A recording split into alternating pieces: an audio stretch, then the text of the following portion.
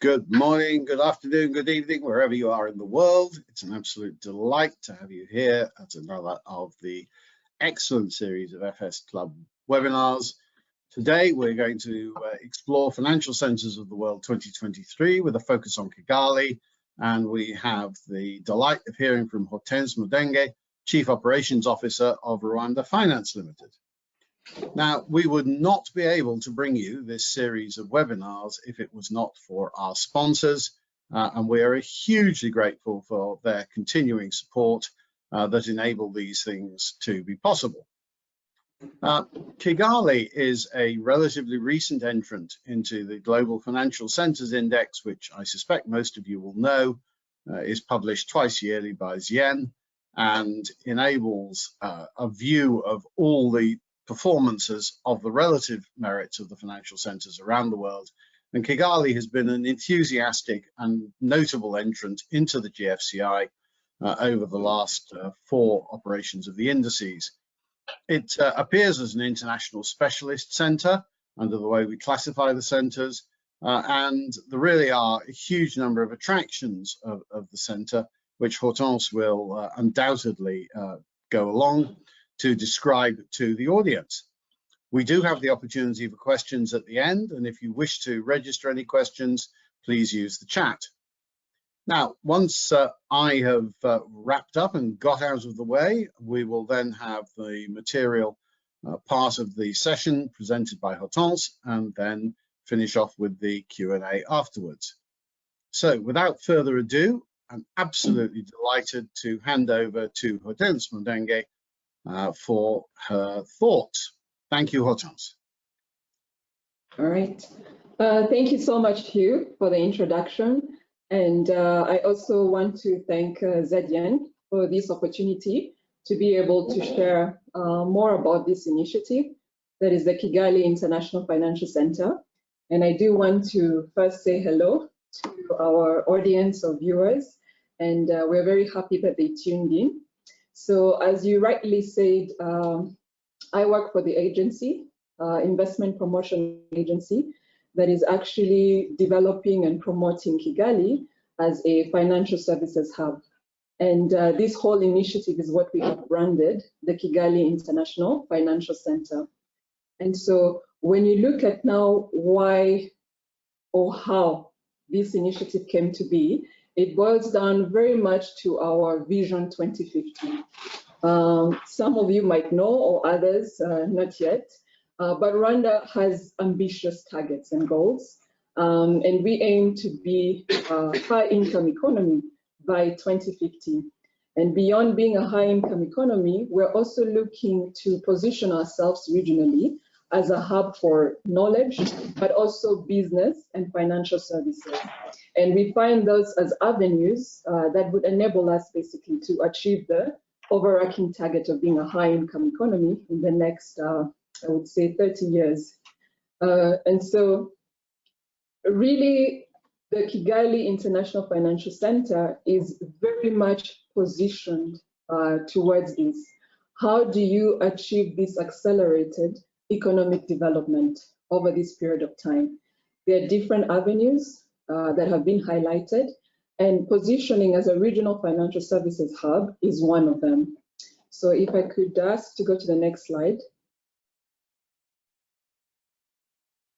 So one of the primary, I would say, key targets, yes, sorry, the following slide after that, it will come on up. But the key positioning for Rwanda looks at different pillars. And when we talk about regional positioning, Rwanda has crafted different avenues. Thank you, Peter. Rwanda has crafted different avenues upon which we can serve as a hub, basing on what our strong suits are. So one of them is being a proof of concept country. I think this has already been tested out by the Kigali Innovation City. How do you attract startups and tech startups to be able to start innovative projects and businesses and be able to scale across the continent? Now, the other has been through trade and logistics. You know, Rwanda has been pioneering the African Continental Free Trade Initiative. And so it's a question of how do we now serve as a regional hub in terms of trade and logistics. And the third is tourism.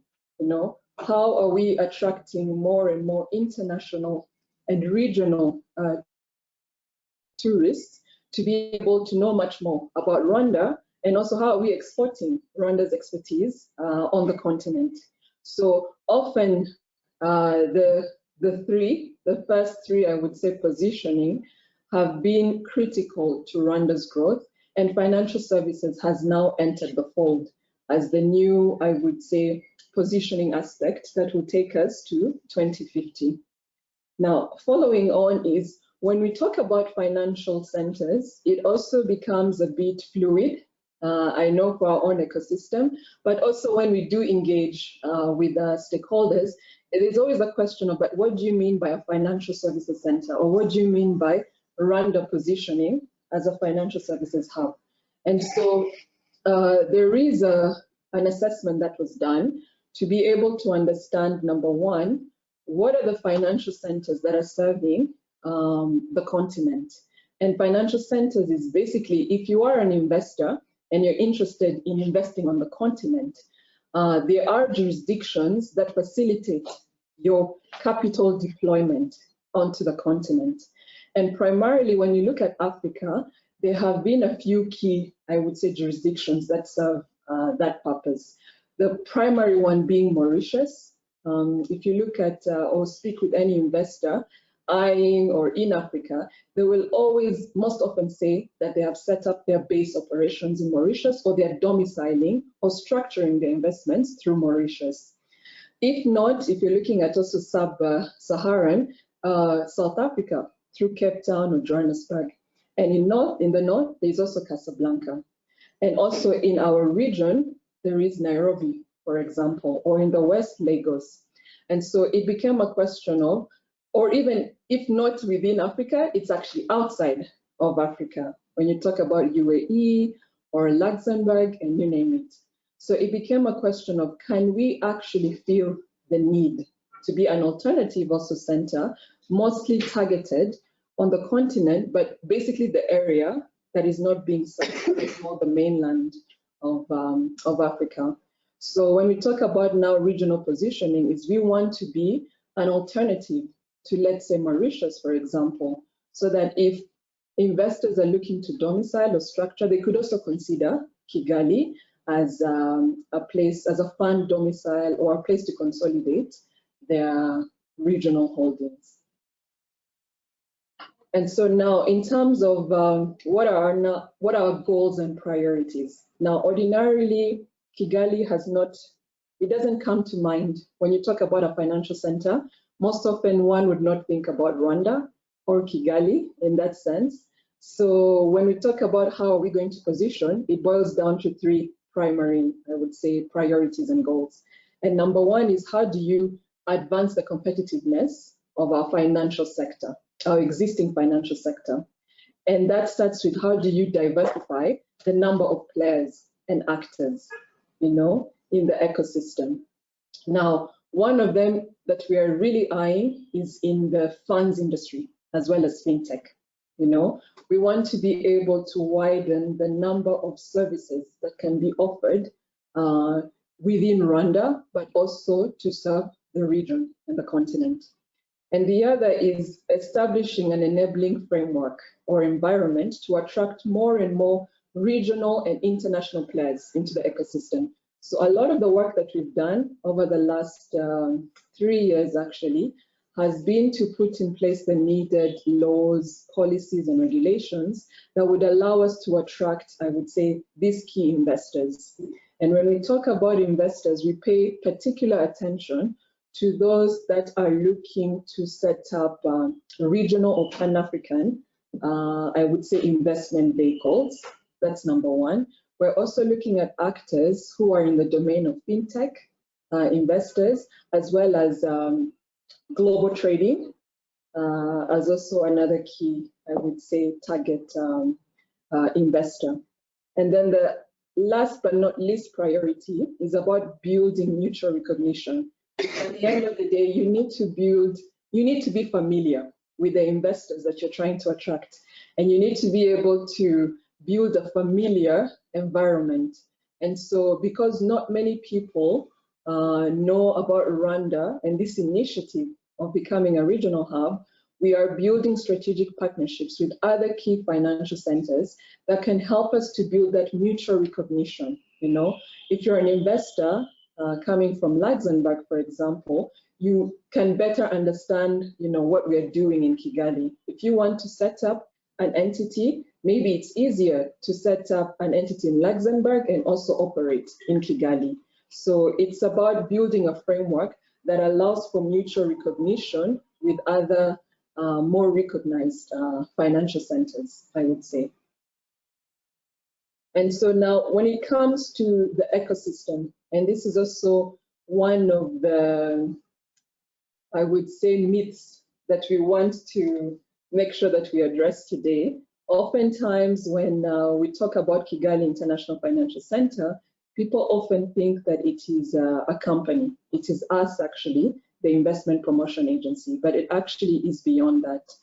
Kigali International Financial Centre represents Rwanda's financial services sector. And so there are key players, like in any financial center, there are key players in the ecosystem, starting with policymakers, regulators, investment promotion agencies, industry players, you know, like bankers, capital markets, insurance, and there are also key service providers, right, that facilitate these industries. When you're talking about law firms, accounting, so it's more a call out to say that when you think about KIFC or Kigali International Financial Centre, you should think of it as Rwanda's financial services center. You know, you should think of it as an ecosystem, like you would say in, I don't know, New York, Luxembourg, or Mauritius. So for us with Kigali International Financial Centre, this is who makes up the ecosystem. And now in terms of the key actors and investors, which is also a point I alluded to before, because it's always important to know clearly who we are targeting when we talk about positioning. There were 4 key groups of priority investors that at least we're looking to focus on at the beginning. Now, number 1 is legal structuring, because we understand that in terms of, if you want to set up a legal structure, the most important thing is ensuring that the country has, I would say, a compliant and very standardized legal and policy environment. And so because we know that a lot of work and effort has gone towards this in Rwanda, and also Rwanda is known for its reputation in terms of governance, transparency, and accountability, it also becomes something that is complementary and an easier sell, I would say, to investors who are looking to structure. So if you're looking at setting up a fund vehicle, if you're looking at setting up a special purpose vehicle, if you're looking at setting up a trust or a foundation, we are now competitive with other jurisdictions in terms of setting up such legal structures. And then the second is more now the fund management, which goes hand in hand also with the first, in terms of a PE or VC or alternative-based investors. And the third is FinTech. It goes without saying in that, as we all know, in the near future, or even actually as what we're experiencing today, financial services is becoming more and more digitalized. We're seeing a lot more, I would say, tech influencing activities, decisions, and initiatives. And so there's a lot of inclusion also that is going towards this. So for sure, we're not going to be able to serve as a hub without actually incorporating FinTech. So this is it's a key investor and it's a key positioning for us where we want to attract more and more FinTech actors into the ecosystem. And the last is global trading, which more speaks to the back-end operations that can facilitate intra-African trading operations. So now, to the question that maybe might be of interest to the audience, why why choose Rwanda, or why choose Kigali International Financial Centre? And I think for us, it boils down to really what Rwanda has already built a global reputation for. Yeah, number one being having robust legal and policy frameworks that are also very much in line with international standards and frameworks. And so a lot of effort has really gone to ensure that we maintain our compliance to international standards, more so in the laws to do with tax transparency, financial compliance, and also laws that are more product specific to the key, I would say, product categories that I've mentioned. And so that is really a big docket that I believe is would attract an investor to consider Kigali as a key alternative financial center. The second is also in the tax framework. I believe we're becoming more and more competitive in this docket, considering even the amendments we've had to our investment code that are offering, relatively competitive tax incentives to investors who choose to domicile or set up through Rwanda. And these are also equally competitive to other financial centers. And now the third is more in the ease of operation, in terms of how easy is it to set up, how easy is it to operate, but also how easy is it if you're looking to repatriate your capital or profit after the investment.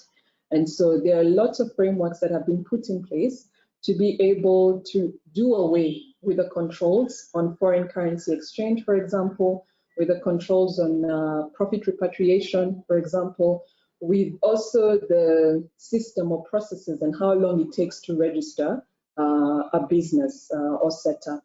And there are also more and more incentives that we're putting in place that allow for more, I would say, foreign-based investors to work in Rwanda through the work permits.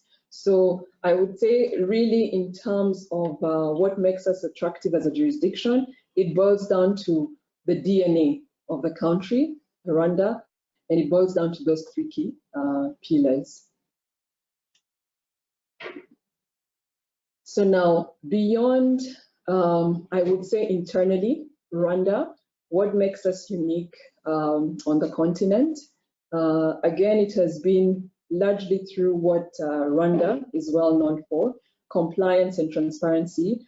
Rwanda does rank highly on the continent in terms of anti-corruption, for example, in terms of economic freedoms, we're always in the top 3 category in terms of compliance to these standards. So we have really built that global repute, even on the continent, in terms of compliance and transparency.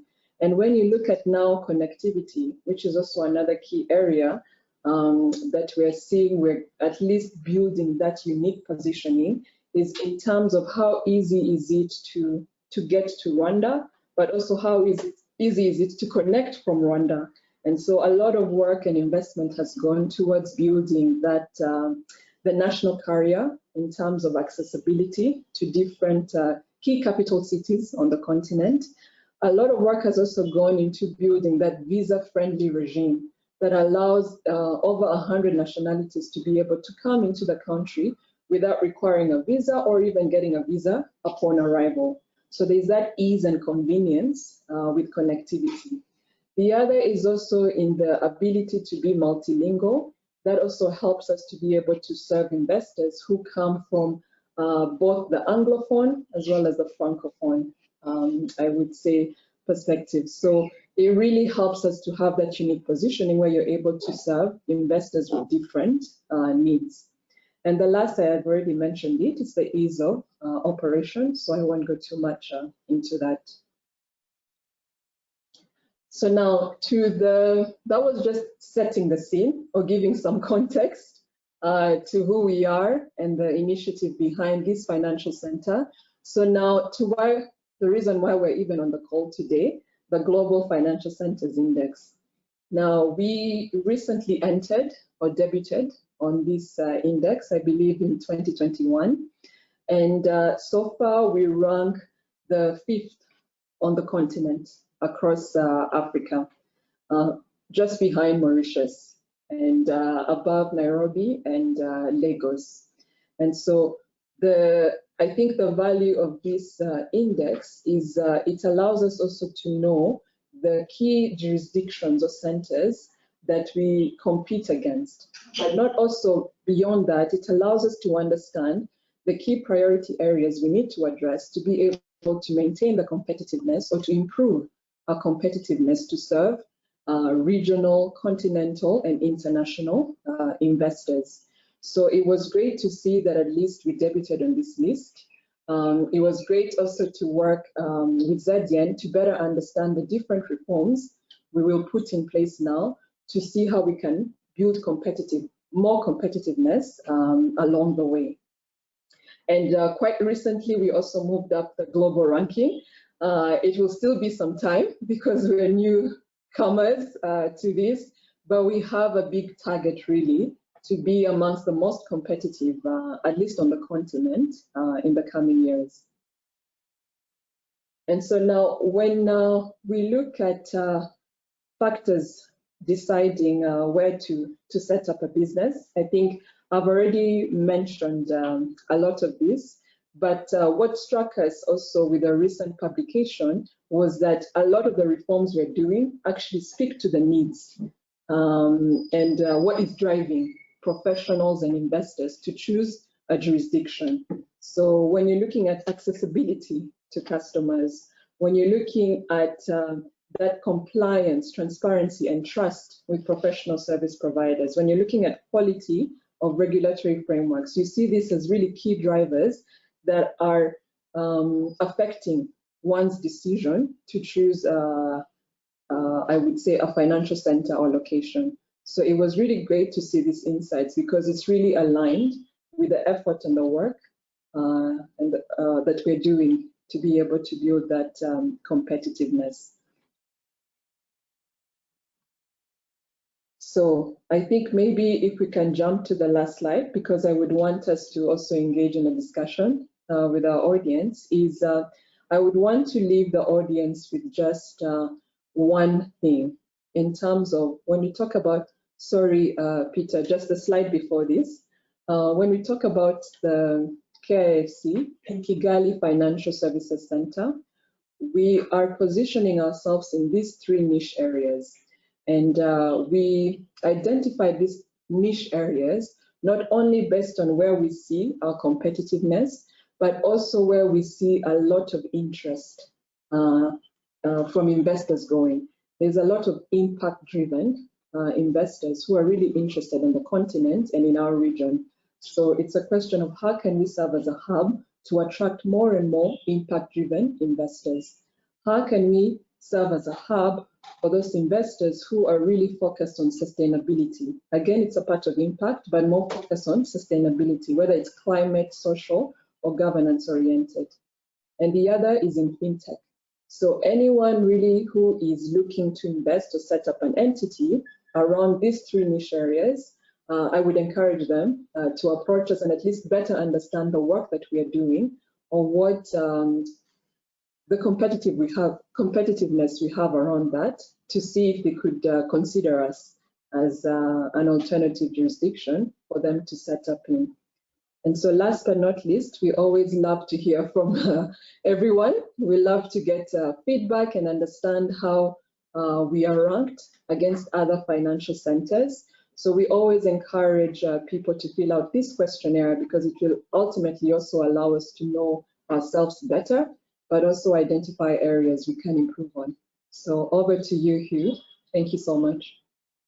Hortense, thank you so much. Really fabulous exposition around the benefits and advantages of Kigali and what you are doing in Rwanda Finance and the Kigali International Financial Centre. I can actually add the number to the high level of people who see a much more competitive future. 61% of those who completed the assessment for Kigali believe that Kigali will be much more competitive in the future. That's a tremendous level of positivity from the local and international community. How are you going to take, if I might start asking a question, how are you going to take advantage of that very positive sentiment and build on it along the lines that you've been describing?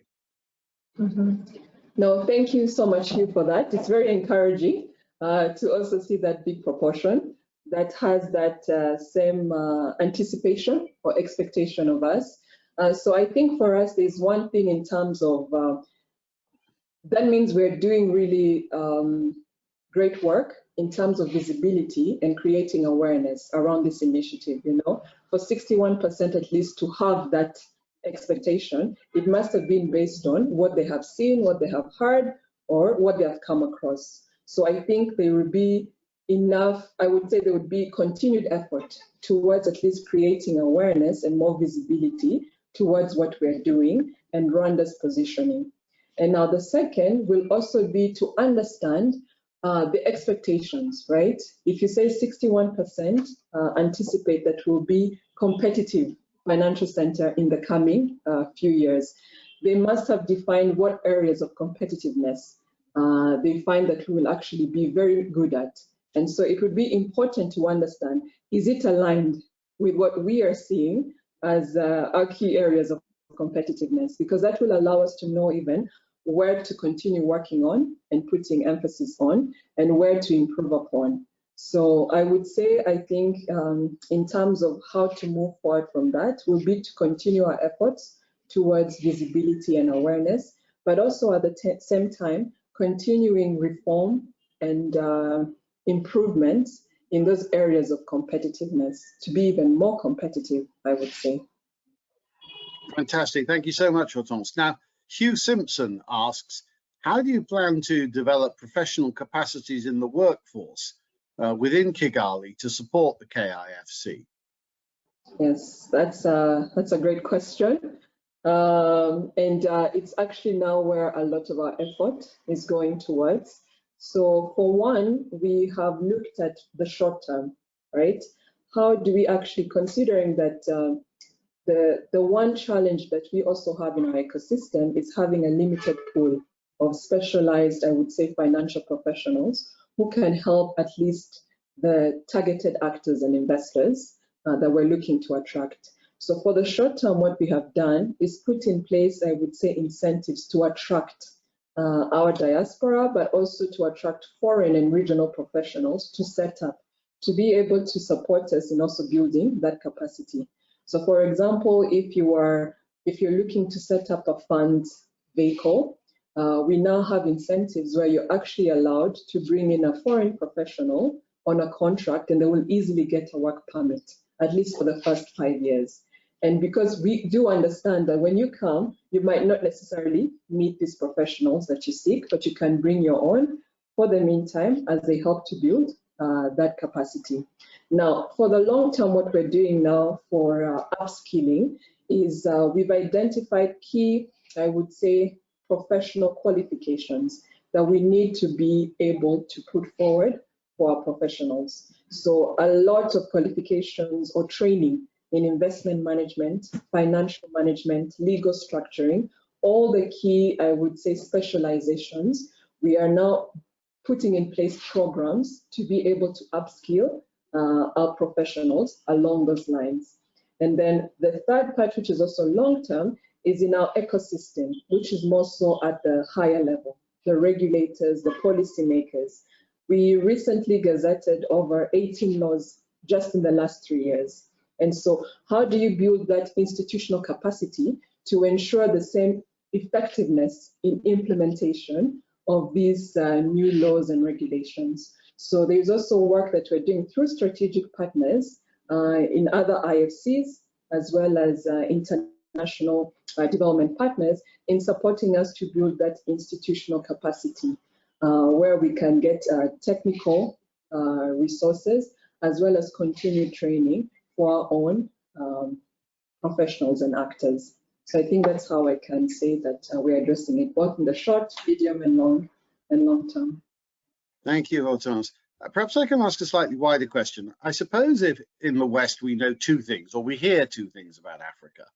We hear it's a tremendous and growing opportunity on the continent, and that's evident to those of us who know Africa a bit, those who know Africa a lot, and those who don't know Africa at all, but at least read the financial press. We also hear that there's a tremendous Chinese presence in sort of government finance for infrastructure projects, although I think that's peaked now somewhat. How do you see the opportunities for investment in Africa, and how is Kigali going to take best advantage to be the gateway that people should be using? Mm-hmm. Yeah, so I think that's an interesting question. For sure, we are seeing a lot of key jurisdictions playing a key part in investments coming on the continent. So much European, Middle East, as well as, of course, Asia playing a key role. And I think it's a question of now those investments are going into most of the real, I would say, the real economy, the big sectors of the real economy. They are going into infrastructure. They are going into manufacturing. They are going into health, education, you name it. And so it's always a question of how do we bring these investments closer to where these opportunities are? How do we actually create an enabling platform that can ease that cross-border investment flow in and out? And so I think the value of financial centers is to be able to ease investors coming in and also going out. And so I feel like when you're looking at financing, it's about, do you have at least an ecosystem that supports the financier who is coming in, right? Because I believe if you have more actors, you have now more competition and things become a bit less costly, easier, and I think more effective because now there are more actors in play. And so I think the role really that we would play is to enable more and more capital deployment by allowing for more financial actors into the ecosystem that can create those products and services that can reduce the cost of financing ultimately in the long term, but also that can set up shop here and ease access to capital for also, I would say, the SMEs and entrepreneurs that also need it. So I think we really serve as a conduit to capital deployment and access to capital. And Kigali, has great ambitions in that realm. If I can turn to perhaps the barriers to growth, what would you see as the barriers that you are determined to overcome from the KIFC perspective? Yeah, I would say I think the big challenge or barrier would be, as I think you mentioned, Hugh pointed it out, in terms of skills development and upskilling. That for sure, for us at least, is one of the challenge or barriers we're looking to overcome to be able to become more competitive in terms of at least having a big enough pool of financial professionals and service providers to support investors. I would say that is definitely one of them. The second, which is a barrier, but also I would say indirectly an opportunity, is, I mean, we are cognizant of the different trends and circumstances that the continent, the region, and the globe is facing all around, right? In terms of high inflation costs, recessions in some parts, the global pandemic, whether it's climate-oriented, social issues. And so there is always that need of how do you prioritize the sectors that require financing. So you find often that there is competition for resources, right? So one would consider it a barrier, but I think it's also an opportunity, because when you're able to set up such an initiative, you're able somewhere, somehow, to attract or pull resources towards a particular initiative. And so I think it's a barrier in one way, but also an opportunity on the other, in terms of attracting more additional resources to actually support these, I would say, current challenges that we're facing. Thank you very much. And I know you're always focused on the actions of what needs to be done. But what have been I'm sure there have been many successes since the KIFC was formed. What would you call out as some of the successes that you can say, yeah, we achieved that? Well, here we debuted on the Global Financial Centers Index. So I think that definitely is a good sign, at least being able to debut, because at least it gives us a roadmap or a path to understanding how we move forward. I think also the biggest success also I would say is being operational, right? And being operational means, like, when you look at the 3P list in terms of the foundational pillars, is we've managed at least to do a lot of reforms, legal and policy reforms, to at least be competitive with other jurisdictions when it comes to the policy and legal front, which I believe is always the first thing. So, and the major success there allows us at least to be operational and to have a conversation in attracting investors, whether it's policy or tax oriented. So I think that's really a big success.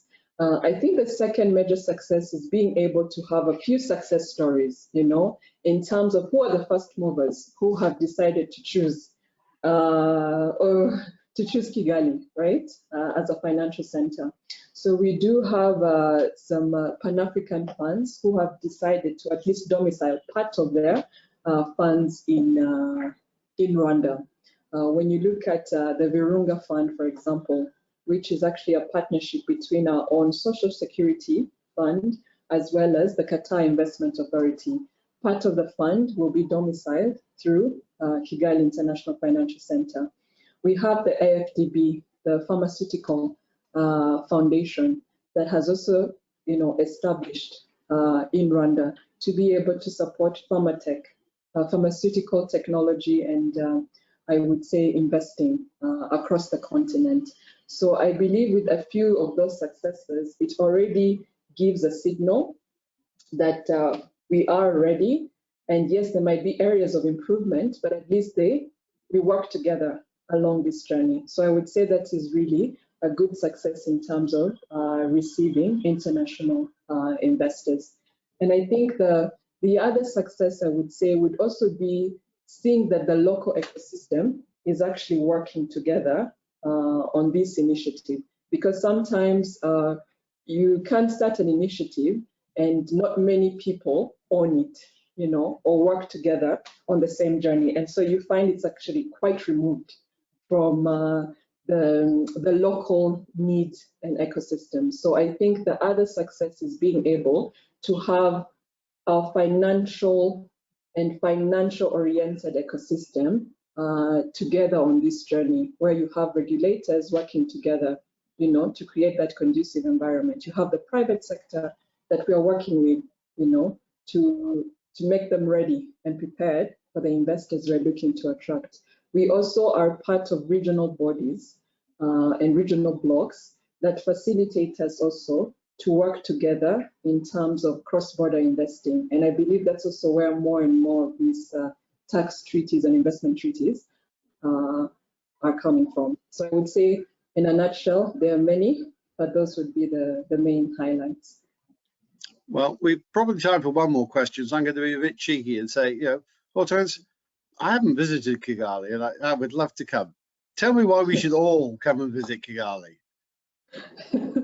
All right, thank you. So I think first visit Kigali to know more about it in general. Forget now financial services. I feel like Rwanda. Yeah, this is a general question. Absolutely. So Rwanda really has a lot to offer in terms of whether it's tourism, whether it's culture, there's so many things. So I would say take a trip to first even understand what we're doing and who we are. And then after that, you'll be able to see much more in terms of the improvements really we've made. I believe that not so many people actually get to know what is happening on the ground until they're actually here. Yeah, they're able to see a lot of the investment that has gone towards, whether it's construction, whether it's education, whether it's in healthcare, whether it's in tourism. Tourism, I believe, is our biggest sell. And I think even probably most people might know about the Visit Rwanda campaign. But yeah, there's much more that we're doing to make it attractive as a jurisdiction to not only come and tour, but also to stay. So yeah, we're open for business and leisure. Hortense, thank you so much. Yeah. Well, ladies and gentlemen, that's really about all we've got time for. So once again, I would like so much to thank our sponsors for enabling us to put on these webinars. I'd very much like to thank the audience for attending this afternoon, and of course, my final but not least thanks go to Hortense for sharing such great materials with us this afternoon, and for taking the time to enable us to listen to her. There are a series of events coming up you can see on the screen. One occurring this afternoon. We've got further events on Monday and Tuesday, and I commend them all to you. And I thank you very much indeed for attending this afternoon. Thank you. Yes. Thank you as well, Hugh. We do appreciate it. And I think as a last message, I would encourage everyone to check us out at www.kifc.rw, and also to fill out the questionnaire by going to the ZDN website to be able to rank us as surveyors. We appreciate the feedback. Thank you. And thank you for having us.